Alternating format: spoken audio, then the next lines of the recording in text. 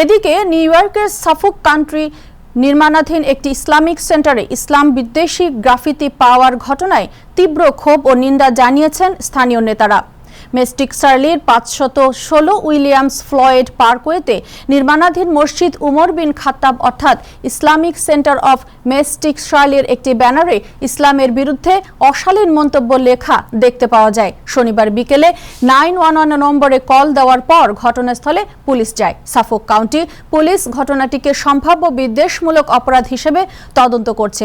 সোমবার ঘটনাস্থলে সমাবেশ করে এই হামলার নিন্দা জানান সাফোক কাউন্টি এক্সিকিউটিভ অ্যান্ড রোমেইনস সহ স্থানীয় ধর্মীয় নেতারা। গভর্নর ক্যাথি হকুল ঘটনাটিকে ঘৃণার, জঘন্য ও উদ্বেগজনক প্রকাশ বলে উল্লেখ করে বলেন, নিউ ইয়র্কে ইসলাম বিদ্বেষের কোনো স্থান নেই। অ্যাটর্নি জেনারেল লেটিসিয়া জেমসও ঘটনাটির নিন্দা জানিয়ে বলেছেন, নিউ ইয়র্কে সবাই রাতে যাতে নিরাপদে বসবাস করতে পারে তা নিশ্চিত করতে তিনি কাজ করে যাবেন।